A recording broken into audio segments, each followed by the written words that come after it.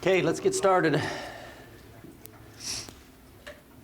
Don't know whether it was the topic or the presenter that kept everybody away, but Jenica asked me to do some training on sexual harassment. And you would think, as racy of a topic that is, it would be fairly interesting. I went back and looked at some of the presentations, and they're pretty dry. So I wanted to make it as interesting as I could.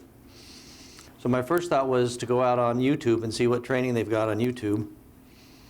I think it probably would be sexual harassment for me to show you what I found on YouTube. I mean, it was ridiculous.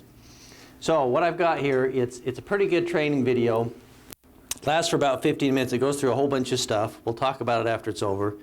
But it's kind of entertaining. The first part's a little bit racy, but it's not bad. So let's go ahead and play that, and then we'll talk after.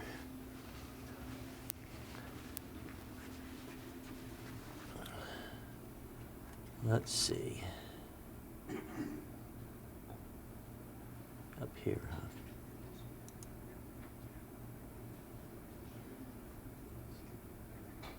huh? The materials presented in this program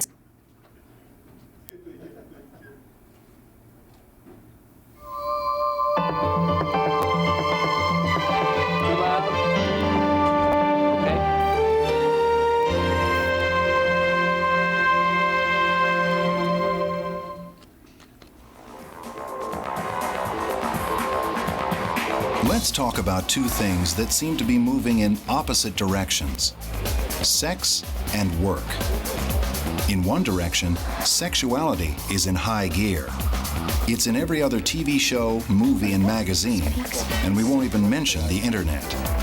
It's used to sell everything from chocolate to brake fluid. Like it or not, our culture's sex drive is full speed ahead. But step in the other direction, step inside the door at work, and it all better come to a crashing halt. At least, that's the theory. So let's get honest. If sex and work don't mix, then we need to start with the most basic question. How do you put your sexuality on hold when you walk into work? We generally get three reactions to this question. Reaction number one goes something like, I don't like the question. I'm not responding to that. My private life. My private life? My private life is none of your business. That's none of your business. Reaction one, my private life is none of your business. Reaction two is more like, My sexuality? I barely have time for a social life if I can't flirt at work. If I can't flirt at work? If I can't flirt at work, I got nothing. Reaction two, what's wrong with a little flirting? And reaction three, Why should I put anything on hold? I am who I am. I am who I am. I am who I am. Take it or leave it. Take it or leave it. I am who I am. Take it or leave it. Those are all honest reactions to that question, and we promise we'll address each of them. Let's start with the third one and work backward. On the surface, reaction three, I am who I am, take it or leave it, is an honest, straightforward way to live. But does that mean you never change your behavior? You never edit what you say or do to avoid offending others? Oh, yes! Son of a...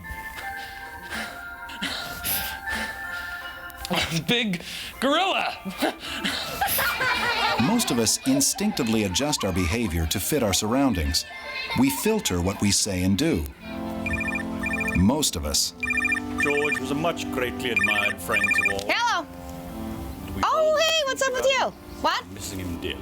Oh, no, nothing really. It's just a family thing, no big deal. We all know people who are missing some critical social filters. They seem to be unaware of where they are or who they are with. Are you kidding? I don't know half these people. Okay, yeah. Whatever pops into their head comes straight out of their mouth. Filters are a natural part of life as a social human being. At work, these same filters are the key to putting our sexuality on hold and showing respect to others. For example, let's say you think someone you work with would enjoy a suggestive cartoon or email. Before you send it, ask yourself, would I send this to my grandma? This is appropriately called the grandma filter. Or let's say you think someone you work with looks particularly attractive one day. Rather than offering a suggestive remark about your coworker's body, ask yourself, how would I compliment my grandma? That's a pretty outfit. Oh, thank you, sweetheart. It was on sale. See how it works? Compliment someone's fashion, not their body. Or better yet, compliment their work rather than their appearance. When in doubt, ask yourself, Would you say that to your grandma? If the answer is no, don't say it, Don't send it or do it. because you know better. you are who you are. Maybe you can't control how you think, but with your grandma filter, you have complete control over how you interact with others at work. Let's go back to the second response. Those of you who answered, My sexuality. I barely have time for a social life. If I can't flirt at work, I got nothing. reaction 2. What's wrong with a little flirting? It's true that the friendships we make at work are often the best part of the job. The problem comes when friendship turns into flirting. What starts out as harmless fun can turn into something very different. It's important to understand the difference between flirting at work and flirting in life. That's Jeremy, 26, single, looking for love. Hey, I'm Jeremy. Kim. That's Kim, 22, single, not interested. But that's not going to stop Jeremy from trying. And why not? It's a party. No harm, no foul. Okay, there's our teaching moment. Flirting is nothing more than a small sexual advance. At a party, it's reasonable to assume that sexual advances may come with the territory. If the advance goes too far, the offended person can just walk away or leave the party altogether. At work, we don't have that choice. There you go, Mr. Brown. We can't leave. Come again? We have to be here to earn a living. How's it going, beautiful? Fine. Are you uncomfortable with the fact that you're beautiful? Do you have a work-related question? At work, sexual advances are not part of the job description. When they're unwelcome, there's no escape. That can lead to what the law calls a hostile work environment. That happens when there's a pattern of unwelcome sexual behavior that interferes with work. Can I help you? Going back to our party for a moment, if this were a company celebration or any kind of officially sanctioned work event, then this is work. The rules for the workplace apply completely. But in this case, it is just a party. So what's the worst that can happen? A wet shirt, a few loose teeth? At work, it goes in a very different direction. I'm not exactly sure what to do about this, but there's a guy on my shift who won't stop hitting on me. And it's starting to get really weird. Can you tell me who it is? But I don't want to get him in trouble. I just want him to leave me alone. Sexual harassment lawsuits represent a huge expense, no matter what the outcome. Even a claim or complaint of sexual harassment means a ton of paperwork and hours of lost productivity for managers and employees. Kim, we take this very seriously, and it's my job to do what I can to stop this from happening. It's important that I know his name. It's Jeremy. If Jeremy's name comes up on a sexual harassment complaint, he just went from being a valued employee to a potential liability. Good morning. Don't you look fine? Just imagine what our kids will look like. But is that fair? Maybe Jeremy was just trying too hard to get a date.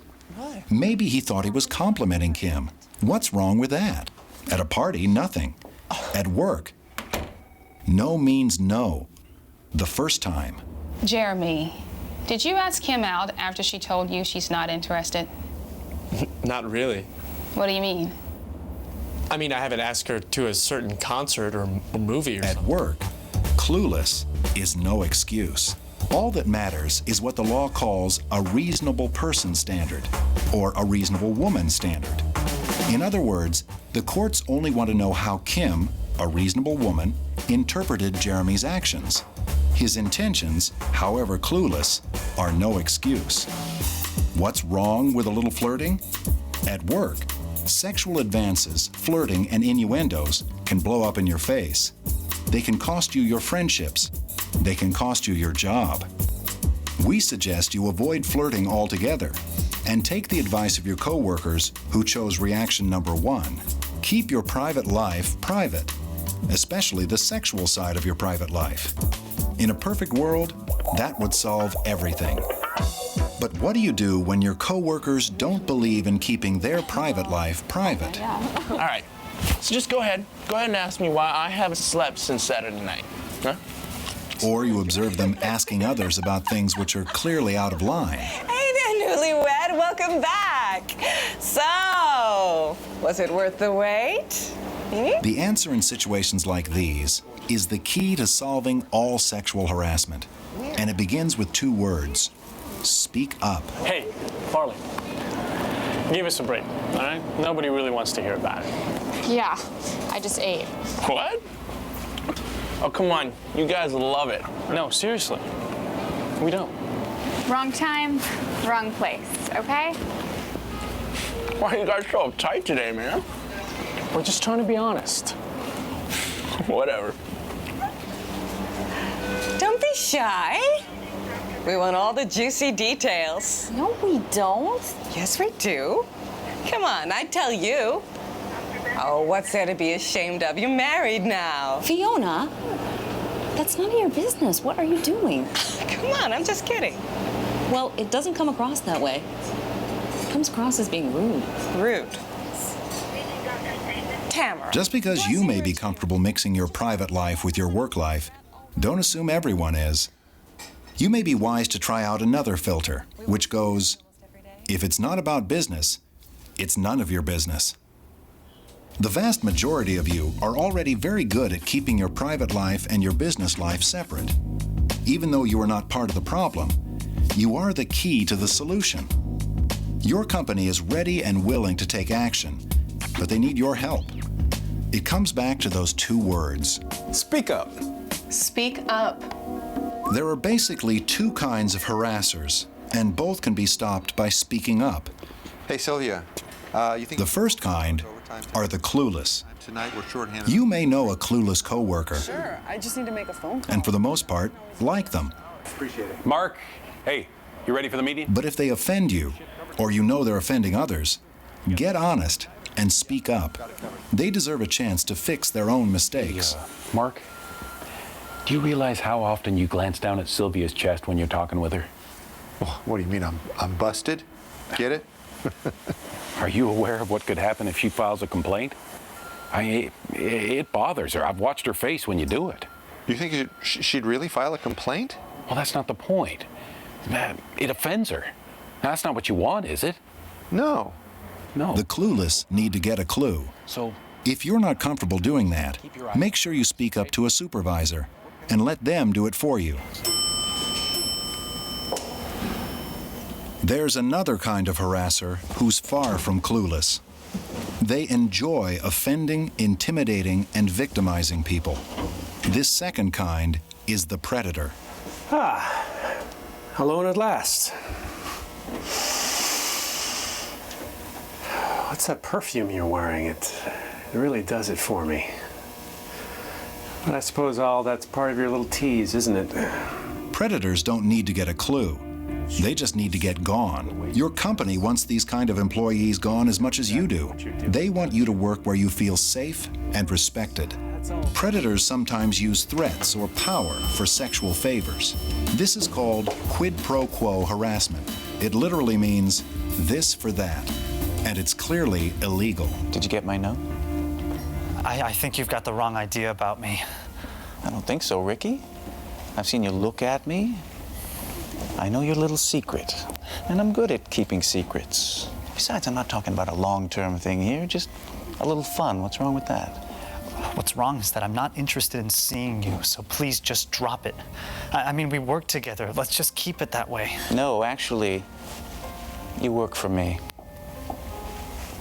Quid pro quo harassment isn't always obvious, Come in and close the door. but it always comes from those with the power to affect your job. So the figures I was looking at earlier. Can I tell you something in confidence? Sure. I find you very attractive.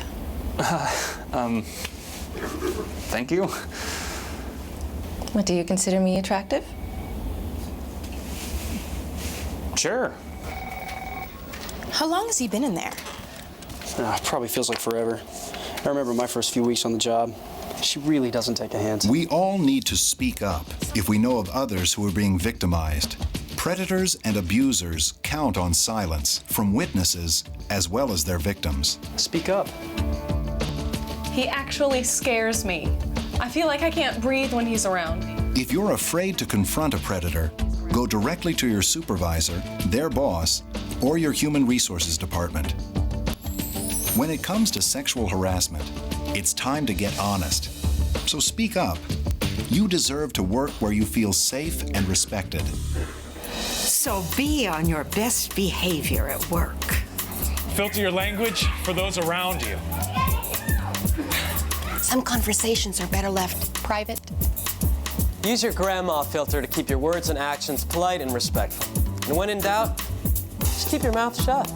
Because you know better. And when it comes to flirting, no means no the first time. Your intentions, however clueless, are no excuse. What matters is how a reasonable person could interpret your actions. And if it's not about business, it's none of your business. Let your coworkers decide what personal information they want to share. In the same way, don't assume everyone wants to hear about yours. Morning, guys. How you doing? And keep your private life private, especially the sexual side of your private life. We all deserve a safe and respectful place to work. Our hope is that by getting honest and speaking up, we can make sexual harassment a thing of the past. Thank you for watching.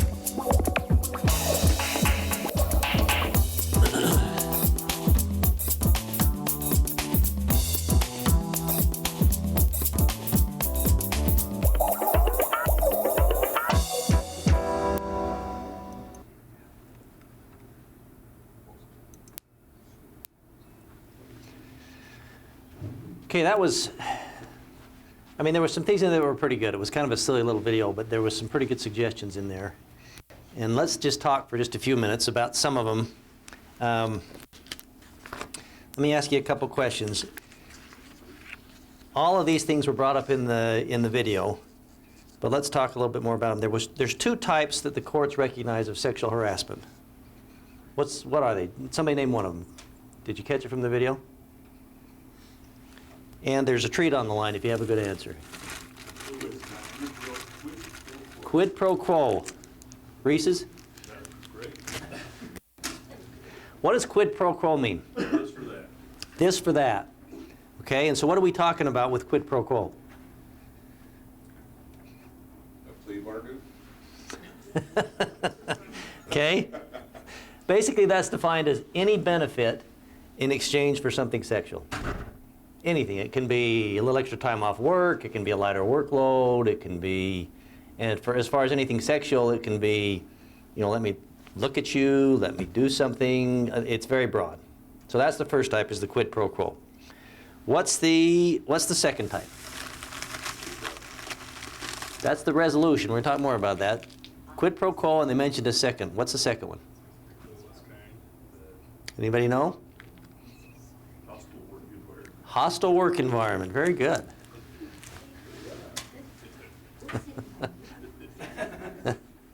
What is a hostile work environment? How do they define that?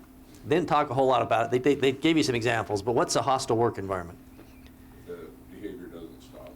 Behavior doesn't stop. What kind of behavior? The sexual harassment stuff or any other kind of negative comment stuff. Unwanted behavior. Okay, it's defined as offensive, hostile, or unwanted work environment. So it just makes it miserable to be at work. And we'll talk a little bit more. This was mainly focusing on sexual harassment. There's a lot of other types of harassment, and we'll talk about that in just a little bit. So that's the second type. True or false? Workplace sexual harassment can only be committed by co-workers. Who said that? Reese's or Snickers? Oh! Okay, it's not just co-workers. Who else can commit sexual harassment if it's not just co-workers? Boss. Boss? Okay. Who else? Could be vendors or outside people? Exactly. Vendors, it could be the mailman when he delivers the mail every day. It could be... Spillman guy. Got to watch out for that guy. It could be people that are there. In our business, we have a lot of people that come that aren't necessarily the kind of people you want to be around, so we have to watch that. So it can be anybody. It doesn't have to be a coworker. True or false? Workplace sexual harassment can only occur at the office. False. Why is that false? Any work sponsored event or activity. That's right. Anything that you have to be to for work. That could be a conference, it could be some training, it could be a lunch, anything. They distinguished in here between a party and work stuff, and that was a pretty good distinction. And the reason for that is a party you can leave, you know, somebody can leave. And some of that behavior might be expected at a party. What if it's an event that you don't have to be there, like your company got it going and, you know, maybe an outing, so like Spillman does Lagoon Day. You know, you go and obviously it's not just Spillman, it's not just... Right. Gets a little grayer, but if it's something that work is organized, it probably is going to count. I mean, you don't have to be there, but you wouldn't be there if you didn't work for that person. So it probably is going to count. So the employer needs to be aware of what's going on in those situations. Next one. Can a private conversation between you and another individual give rise to a sexual harassment claim? Yeah, it depends on what the conversation is and where it takes place. Snickers or Reese's? Snickers or Reese's? Now say that again, yeah, because why?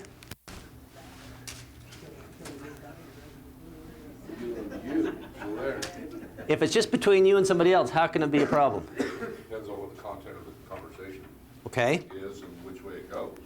Okay. It's just like when the boss asked, can I tell you something in private, but she was totally harassing him for sexual advances. Okay.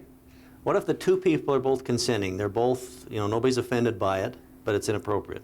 Can that constitute sexual harassment? No. Yes. If somebody else hears it, that's the danger. If somebody else hears it, the first danger is you may not know if the other person wants to hear it or not. But the second one is if somebody else hears it and it makes a hostile work environment, that's a problem. So just what you might think is a private conversation can be a problem. Next question.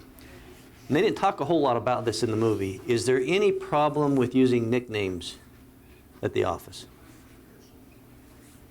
Snickers or Reese's? Maybe I ought to wait till you give your answer. Why is that a problem? It's not your legitimate name, it's a put down. Okay. It's not respectful to the person you're talking to. Okay. It's unprofessional. It may have some connotations to it, not necessarily sexual in nature, but it can be a put down. The person may not say anything about it, so you don't know, but inside it's a problem. So be careful about using nicknames, no matter what they are. Some examples of some obvious ones would be sweetie, baby, girl, boy, honey, those type of things. But there are other ones that are just as offensive. All right, last question. What's the most effective way to stop workplace sexual harassment? Speak up. Speak up. Snickers or Reese's? Oh, Snickers. Speak up. That's one of the things I like the most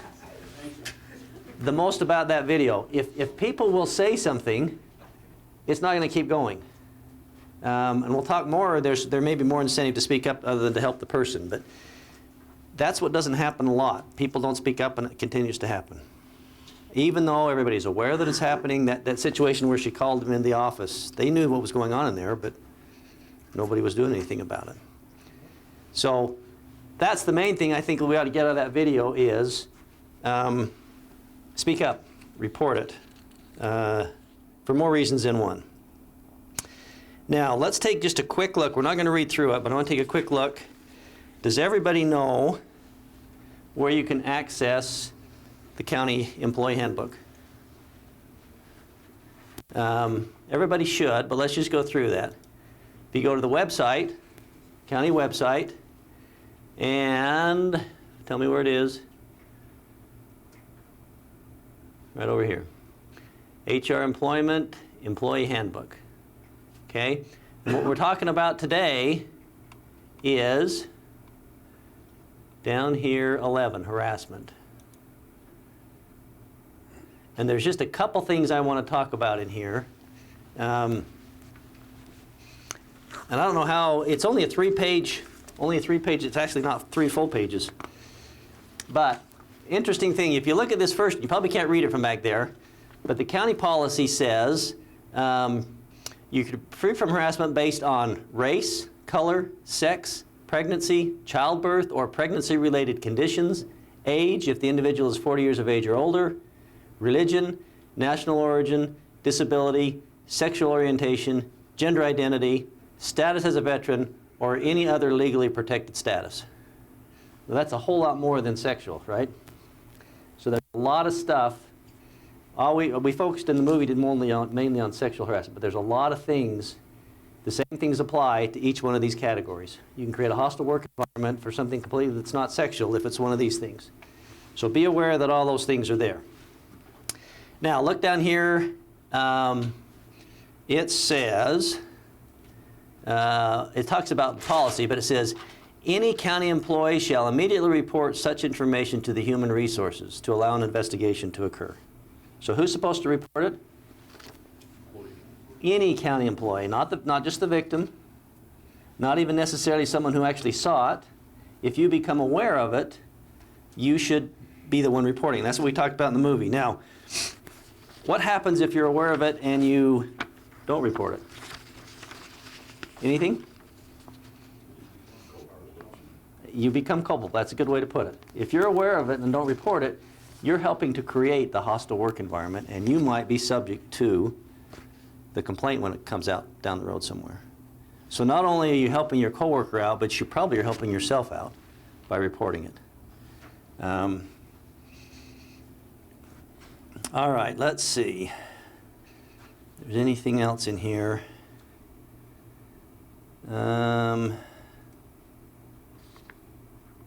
Okay, down here under reporting. We're saying you need to report it. Who do you report it to? The list here shows any supervisor in the employee's chain of command, any employee in human resources, any county commissioner, the county attorney, or any deputy county attorney. Kind of a short list. Who's not on that list? You think, is a coworker? If you report to a coworker, is that on it? No. Yeah, your spouse at home? No. It's a pretty short list. So when we talk about reporting it, you should be able to find somebody on that list that you're comfortable talking with and reporting it to them.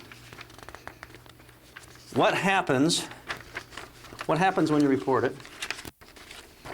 Anybody know? Let's say the report comes into Jenica. What happens at that point? Let's talk about it just quickly. What happens is, basically, Jenica drops everything. She calls me. I realize I'm going to have to drop everything for a day or two.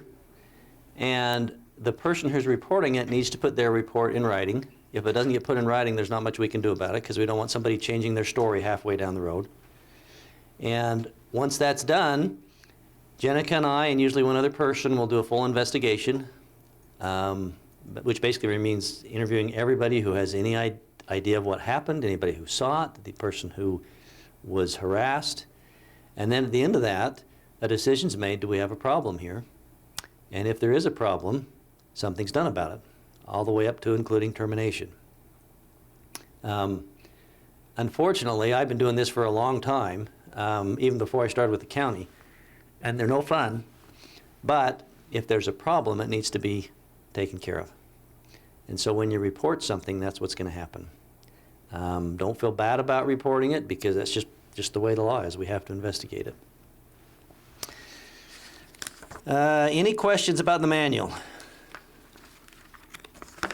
Okay. Any questions about anything in the video? Hopefully it wasn't too boring, but that's really all I've got. The main thing I want you to remember is the speak up part of it. I don't think that happens near often enough in the things that we do. Even if you're completely uninvolved, if you're aware of it, if you speak up, you can solve a big problem for somebody. And you can solve a problem for the county. Okay, so that's all I have. Anything you want to add, Jenica? Okay, thank you. Seeing you're back early now.